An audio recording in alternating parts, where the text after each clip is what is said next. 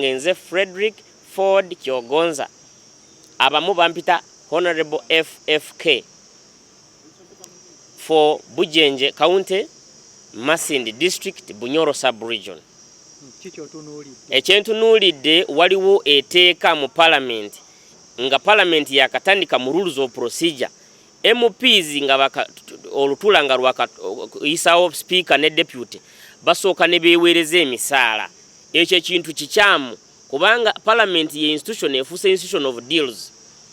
Kakati aba MPs bwe tubagamba beewe omusaala tewali wakati muffe wano omuntu wetugamba gwe tusobola okugamba gwe wowe oyagala omusaala oyagala mmeka gojja gamba 5 kubanga kati baba sasula emitwalo ebukadde 5 buli mwezi naye bwe tugamba oyagala bukadde bumeka ekyo kintu kikyamu nnyo kubanga oyinza otugamba 10 ate nga tewali muntu asobola okukubako omukono nti lwaki oyagala 10 kati bano baba bafuna 5 kiba kitegeeza next parliament bagenda gamba twagala 10 obukadde 10 ate tewali agenda bakuba ku mukono kubanga n'abantu bennyini abawansi ekintu kye batukola buli wamu bwe tutuula nze buli bwentambula bagala twagala soda tebagala na programu nti oyagala kukola ki kubanga eggwanga lyaffe tusobola olitunda ku soda gye musabamu abantu. It is two-way traffic. Demand z'abantu abamu mu Uganda bwe ziba tezikyuse nga MP mumusaba nga mutwala mu fundraising nga fundraising olete ente fundraising church demand z'abantu zeziwayiriza ba MPs okwongera sente naye mu provisions zenjagala okuleta etteeka erisooka Parliament ebeereko ne kibeyita Salaries Commission. Ekyo ekintu kyekyanzija mu medical school nekintwala mu law school nze amateeka ngategeera bulungi mu Uganda yonna. Ministry of Education and Sports, I am the only person who was recognized for pursuing both medicine and surgery and law concurrently. I'm the first Ugandan for pursuing medicine, surgery and law. Kati bino nabikola nga si bya kwejalabya. Waliwo emaze emyaka 2 nga neteekateeka okubeera member wa Parliament omulungi.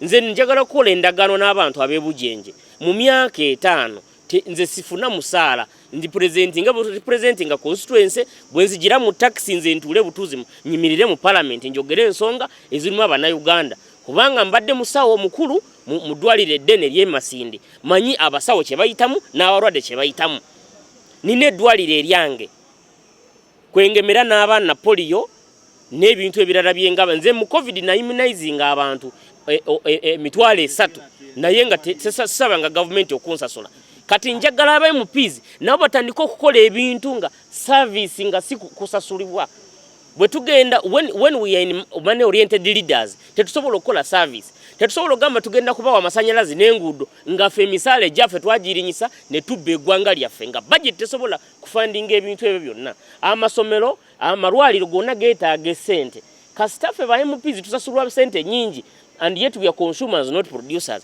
Kiba kitegeeza nti mu abantu abawansi temusobola oganyulwamu mu services zaffe eri agamateeka genjagala oyisaawo nze Frederick Ford Kyogonza for Bujenje County. Mwebale nnyo okumpuliriza. Any major hiccup, and I want to thank the fraternity for the response to the level that the NRM members have gone to 2,800 aspirants. That is a big plus on the party. First of all, this is just for LOC 5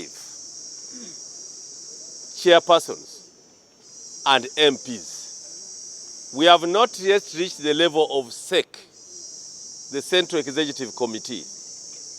We have also not compiled data from the districts because at the district level, we've been getting expression of interest from those who want to be district councillors. Is bigger than any political party in Uganda.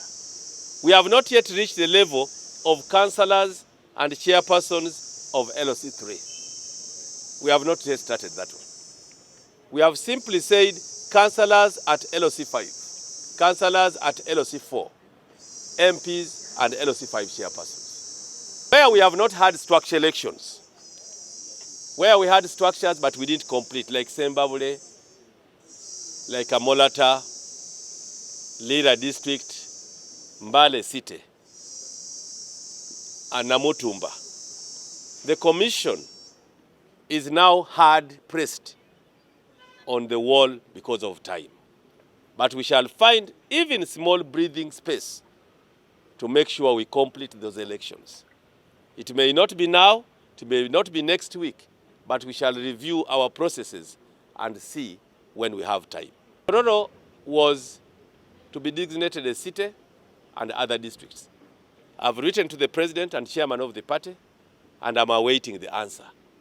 Whatever answer will come from the president and chairman of the party, I'll communicate to the people of Tororo. But that does not stop them from expressing interest, which they have done, from being nominated, and they wait on. The first party which will not compete with us fairly is UPC, because UPC is becoming a small regional party than a national party. DP is very classified in their own mess of an election where ballots cannot be counted from the polling station. They are counted from a gazetted area, which is a police station. So that one is not there to compete with us.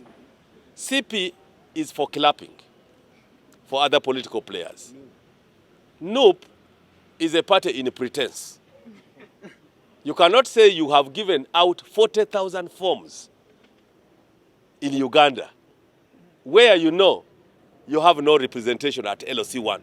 Mu byobufuzi kwe kusimula ekifaananyi ekimu byobufuzi. Abantu boonoonya ebyobufuzi bamanyi nti bw'otalimba togenda kuweebwa. So kyova olaba nti nze nazze nga njagala kujjawo ekintu ekyo nti ebyobufuzi osobola bizannya nga tolimbye n'owangula. Nina kwebaza President Museveni kubanga awadde bannaddiini gundi platform ey'okumwanjo.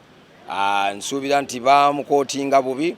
President Museveni omuntu ayogera nnyo mu ngero, okumanya nti ayagala bannaddiini babeera buli kiseera bagenda ku maka g'obwa pulezidenti abeebuuzaako. Tujjukira bulungi ne bwe yali tugenda mu lockdown yasooka n'ayita ekibiina ky'abannaddiini era be baamuadvisinga nti n'amakanisa gaggalwewo. Kitegeeza ki? Nti agarespektinga.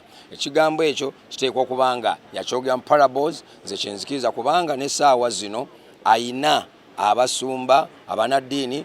Nze Engineer Kabandize Shafik nzize kuno nayo nomination form zange leero mu Makinde East Constituency as a member of parliament. Yes. Kiki kyotunuulidde nnyo? Kyentunuulidde nga bwe nkugambye nze engineer, tunuulidde kuyamba abavubuka bayigiza bya mikono, bayigiza mirimu, kuba abavubuka tubalina bangi Makinde East bakaaba tebalina mirimu. Niyo kubanga tebalina mirimu ne gavumenti yennyini terina mirimu gyegenda bawa. Kakati nze njagala bayigiza scaling, bayigiza bya mikono, kuba ebyemikono bye bitalimba ate bye bisobola okubeezaawo omuntu ng'alina omulimu ng'omuntu tasaba musabe. Nyangu tube tuyine obuzibu bw'abebembezi abali b'enguzi abakulya sente z'ihanga abakalya sente z'abantu kandi nyonka gakyalo Fabian ni nsaziremu kugira ngu nyegita ahihanga n'abanyamateeka turwanisa obusoma nkuzininga obuli bw'enguzi ninga corruption nambwe njagala basuubiza kintu kimu nti mufunye omwana wammwe w'okukaalo omwana amanye ennaku yammwe. Nva kupikinga nomination form zino nga sipikinze zange nganze muntu nzipikingidde baganda bange abavuga boda bamama bange babeera mu butale ba single parents n'abantu baffe ababulijjo